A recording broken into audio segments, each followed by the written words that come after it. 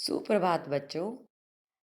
बच्चों, आज हम आपकी हिंदी की पुस्तक बसंत का पार्ट सेकंड पार्ट दूसरा करने जा रहे हैं, लाख की चूड़ियाँ। देखो बेटा, अलग अलग तरह की चूड़ियाँ, बैंगल्स तो देखी हुई हैं आप सबने। तो चूड़ियाँ बनती हैं, तो कांच की भी चूड़ियाँ होती हैं, प्लास्टिक की भी होती हैं। यहाँ पर जो हमारे पाठ का शीर्षक है वो है लाख की चूड़ियाँ। लाख मतलब मोम, तो मोम की चूड़ियाँ, ये पाठ का नाम है। तो देखिए आगे क्या है पाठ में।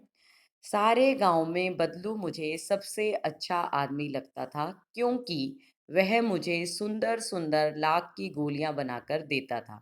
यहाँ पर लेखक जो हैं वो अपने बारे में अपने बचपन में बता रहे हैं कि जो जब वो गांव में जाया करते थे तो वहाँ पर एक बदलू नाम का व्यक्ति था।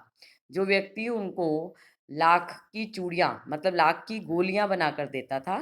तो बताया गया है मोम की जो छोटी-छोटी गोलियाँ बनाकर देता था, जिसे लेखक जो है बचपन में खेला करता था और बहुत खुश होता था उन गोलियों को पाकर। मुझे अपने मामा के गाँव जाने का सबसे बड़ा चाव यही था। चाव मतलब रुचि, इच्छा यही होती थी उसकी कि जब मैं वहाँ से लौटता था तो मेरे पास ढेर सारी गोलियाँ होती थी, जिनको आपको पता ही है बचपन में क्या होता है, बच्चों को शौक होता है, कोई नई चीज़ मिलती आस-पास में बच्चों को दिखाकर खुश होते हैं। तो यहाँ पर भी वो कह रहा है कि मुझे जब अब मैं वहाँ गाँव से वापस आता था, मामा के यहाँ से, और मैं जब ढेर सारी गुड़िया अपने दोस्तों को दिखाता था, तो इससे क्या होता था कि दोस्त जो हैं, वो मेरी तरफ आकर्षित होते थे। मतलब क्या होता था, कोई नई चीज़ मैं दिखाता हूँ, तो मेरे दोस्त क्या होते थे, मुझे देखने के लिए, उन गोलियों को देखने के लिए आया करते थे मेरे पास। तो रंग-बिरंगी गोलियाँ जो किसी भी बच्चे का मन मोह लेती थी। अब वो इतनी आकर्षक होती थी देखने में कि जो दोस्त जो होते थे वो उसके पास भाग-भाग कर उससे मिलने के लिए आया करते थे। वैसे तो मेरे मामा के गाँव का होने के कारण मुझे बदलू को बदलू मामा कहना चाहिए था, परंतु मैं उसे बदलू मामा ना कहकर बदलू काका कहा करता था। यहाँ पे बताया गया है कि किस तरह गाँव में जब वो जाया करता था लेखक, तो बता रहे हैं कि बदलू मामा कहना चाहिए था। तो जैसे आपको पता ही है कि जब मामा के गाँव में जा रहे हैं, तो वहाँ का जो व्यक्ति मिलेगा तो उसे मामा ही कहना चाहिए ना, लेकिन लेखक क्या कहा करता था? बदलू काका कहा करता था। जैसे कि गांव के सभी बच्चे उसे कहा करते थे। बदलू का मकान कुछ ऊंचे पर बना हुआ था। मकान के सामने बड़ा सा सहन था। सहन मतलब आंगन था, जिसमें एक पुराना नीम का वृक्ष लगा हुआ था। मतलब बदलू के मकान के आसपास का बताया जा रहा है कि पहले तो वो मकान ही क्या था, ऊंचाई पर बना हुआ था। फिर मकान के सामने बड़ा सा आंगन था और उसमें एक नीम का वृक्ष भी लगा हुआ था। उसी के नीचे बैठकर बदलू अपना काम किया करता था। बगल में भट्टी दहकती रहती। बगल में मतलब कि उसके एक तरफ से क्या था कि अंगीठी। भट्टी क्या होती है बेटा? अंगीठी। आपने देखा होगा कि पुराने समय में या अब भी गाँव में जो है अंगीठी हुआ करती है, जिसमें आग जलाकर जो है खाना पकाया जाता है, दाल पकाई जाती है, सब्जी बनाई जाती है, तो उसके लिए भट्टी। भट्टी दहकती रहती है मतलब जलती रहती है, जिसमें वह लाख पिघलाया करता था। मतलब लाख को क्या किया जाता है, जैसे मोम होता है, मोम को क्या किया जा रहा है, पहले पिघलाया जा रहा है, फिर उसे प्रॉपर शेप दी जाती है, जिससे वो चूड़ियाँ जो हैं बनकर तैयार हो जाती हैं। सामने एक लकड़ी की चौखट पड़ी रहती। चौखट कहा गया है लकड़ी के एक टुकड़े के लिए कहा गया है, जो चकोर सा टुकड़ा होता था उसके लिए कहा गया है, चौखट पड़ी रहती, जिस पर लाख के मुलायम होने पर वह उसे सलाख के समान, सलाख मतलब कि छड़ी बताई गई है कि लकड़ी की जो छड़ी है उसके समान पतला करके चूड़ी का आकार देता। सलाखें बताई गई है मतलब छड़ी के समान पतला करके, जैसे छड़ी पतली छड़ी है उसके समान पहले उसको क्या कर लेता था, लाख को पिघलाकर पतला कर लेता था और फिर उसे चूड़ी का आकार देता था। पास में 4-6 विभिन्न आकार की बेलन-नुमा मुंगेरियाँ रखी रहती, जो आगे से कुछ पतली और पीछे से मोटी होती। बेलन-नुमा कहा गया है बेलन के आकार की। आपके घर में सबने देखा ही हुआ है बेलन किस आकार का होता है बेटा? आगे से पतला होता है और बीच में मोटा हो जाता है। तो इसी तरह की 4-6 विभिन्न आकार की, यानी कि अलग-अलग शेप की जो थी, बेलन के आकार की मुंगेरियाँ बनी गई हैं कि लकड़ी के टुकड़ों को कहा गया है कि मुंगेरियाँ रखी होती थी, तो वो कौन से आकार की होती थी? बेलनुमा, यानी कि बेलन के आकार की छड़ी कह सकते हो कि रखी होती थी, जो आगे से कुछ पतली और पीछे से मोटी होती थी। लाख की चूड़ी का आकार देकर वह उन्हें मुंगेरियों पर चढ़ाकर गोल और चिकना बनाता और तब एक-एक करके पूरे हाथ की चूड़ियाँ बना चुकने के पश्चात वह उन पर रंग करता। क्या मतलब? कि जो लाख की चूड़ी होती है, अब उसने क्या करा, पहले लाख को पिघाल लिया, उसके बाद उसने उसको सलाख के समान पतला कर दिया, और उसके बाद बेलनुमा मुंगेरियाँ जो है उससे उस पे जो छड़ियाँ होती थी उन पे जो है उन चूड़ियों को घुसाया करता था, और लाख की चूड़ी का आकार देकर वह उन्हें मुंगेरियों पर चढ़ाकर गोल और चिकना बना लेता था। मतलब उसकी जो प्रॉपर शेप होती है, गोल जो होती है आकृति, वो फिर वो निकल आती थी चूड़ियों की। और ऐसे करके वो पूरे हाथ की चूड़ियाँ बना चुकने के पश्चात वह उन पे क्या कर लेता था, रंग करता था। मतलब प्रॉपर जैसे कलर्स में उसको करना है तो उन चूड़ियों को कलर्स कर में अलग अलग से रंग देता था।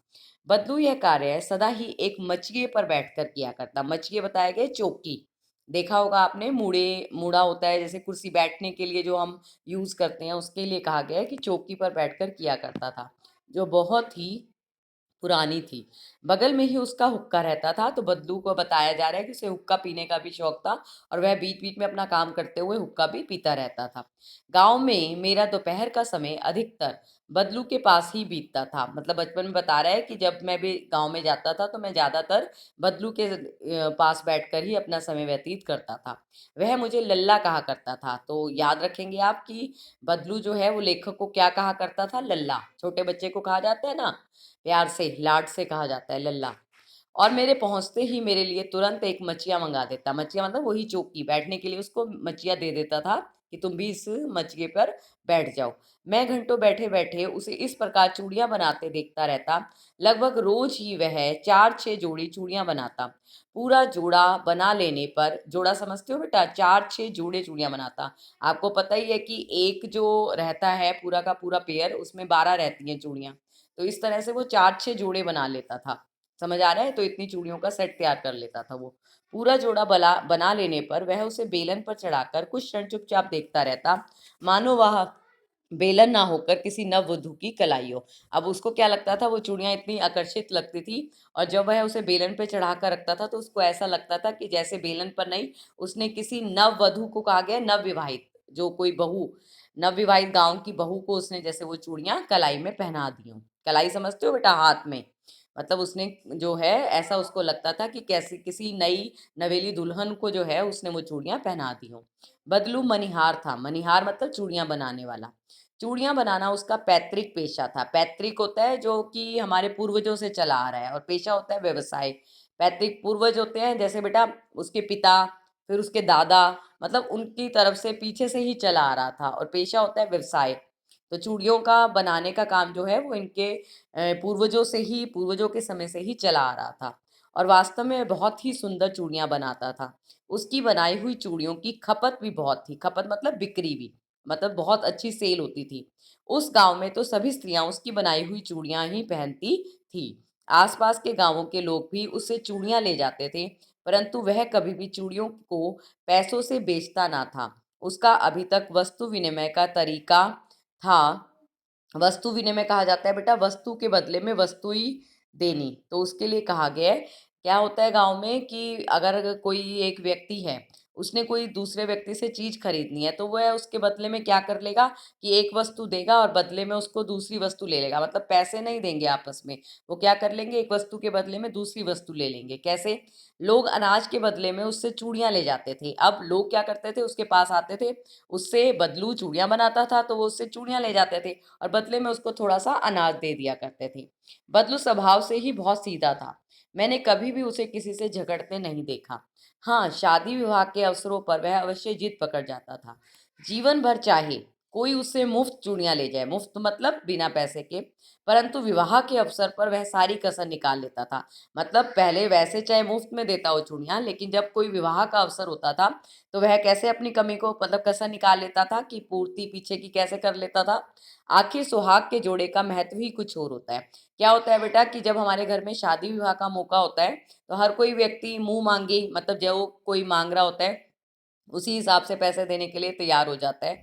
तो वो बदलू के साथ भी ऐसा था कि जब गांव में किसी के यहाँ बेटी का विवाह हुआ करता था तो वो अपनी चूड़ियों के पूरे पैसे वसूल कर लिया करता था, जिससे जो उसके पहले की, जो वो मुफ्त में भी दे दिया करता था लोगों को, तो उसकी भी पूर्ति हो जाया करती थी। तो इसके लिए कहा गया है। मुझे याद है मेरे मामा के यहाँ किसी लड़की के विवाह पर जरा सी किसी बात पर बिगड़ गया था। तो याद कर रहा है लेखक कि जब मेरे मामा के यहाँ किसी लड़की के विवाह पर जरा सी किसी बात पर बिगड़ गया था, मतलब बदलू जो था नाराज हो गया था। और फिर उसको मनाने में लोहे लग गए थे। लोहे लग गए थे मतलब काफी समय, काफी प्रयत्न के बाद जो है बदलू माना था, मतलब नाराज हो गया था वो। विवाह में इसी जोड़े का मूल्य इतना बढ़ जाता था कि उसके लिए उसकी घरवाली को सारे वस्त्र मिलते, ढेरों अनाज मिलता, उसको अपने लिए पगड़ी मिलती और रुपए जो मिलते सो अलग। तो यहाँ पे बताया गया है कि बदलू जब विवाह के मौके पर अपनी चूड़ियां बेचा करता था, जो लड़की को दिया करता था, तो उसकी जो है बहुत ही अच्छे सारी चीजें वसूल किया करता था। क्या मतलब, तो उसके लिए क्या क्या मिल जाता था, लोग उसे कपड़े भी दे दिया करते थे, अनाज भी देते थे, पगड़ी भी मिल जाती थी और रुपए भी मिलते थे। तो इस तरह से गांव वाले जो हैं विवाह के अवसर पर उसे बहुत कुछ सामान दे दिया करते थे चूड़ियों के बदले में। चूड़ियां भी कब, विवाह के मौके के लिए जब खरीदी जाती थी। तो यदि संसार में बदलू को किसी बात से चिढ़ थी तो वह थी कांच की चूड़ियों से। यदि किसी भी स्त्री के हाथ में उसे कांच की चूड़ियां दिख जाती तो वह अंदर ही अंदर कुढ़ उठता था, मतलब बेचैन हो जाता था। कभी कभी तो दो चार बातें भी सुना देता था, मतलब उसे लोग अगर गांव में अगर स्त्रियां उसकी मोम की चूड़ियों को छोड़कर कांच की चूड़ियां पहने तो उसे वो बात अच्छी नहीं लगती थी। मुझसे तो वह घंटों बातें किया करता था। लेखक अपने बारे में बता रहा है कि जब मैं उसके पास जाया करता था तो वह मुझे अपनी बहुत सारी बातें बताया करता था। कभी मेरी पढ़ाई के बारे में पूछता, तो कभी मेरे घर के बारे में, और कभी यूं ही शहर के जीवन के बारे में। मैं उससे कहता कि शहर में सब कांच की चूड़ियां पहनते हैं, तो वह उत्तर देता, शहर की बात और है लल्ला, वहां तो सब कुछ होता है। वहां तो औरतें अपने मर्द के हाथ पकड़कर सड़कों पर घूमती भी हैं। क्या मतलब कि वो शहर की अवहेलना किया करता था, शहर उसे अच्छा नहीं लगता था। वो कहता था वहाँ के जो रहन सहन है वो बिल्कुल हमारे गांव वालों लोगों से हटकर होता है। वहाँ की स्त्रियां जो होती हैं बहुत ही नाजुक स्वभाव की होती हैं, और क्या करती हैं कि अपने पति के साथ जो है वो खुलेआम हाथ पकड़कर सड़कों पर घूमती हैं। मतलब वहाँ का जो रहन सहन है वो उसे किसी भी तरह से अच्छा नहीं लगता था। और उसी की जो है यहाँ पर बता रहा है लेखक को कि किस तरह वो जो है गांव की स्त्रियों की और शहर की स्त्रियों की आपस में तुलना कर रहा है। और फिर उनकी कलाइयाँ नाजुक होती हैं ना, लाख की चूड़ियां पहनने से तो मोच ना आ जाए। मतलब उसको कहीं ना कहीं ये लगता था कि लाख की चूड़ियां पहनने का ना तो उनका स्वभाव होता है, और वो स्त्रियां होती भी नाजुक है जो कि शहर में रहती हैं। तो इस तरह से उसने गांव और शहर के लोगों की आपस में तुलना बताई।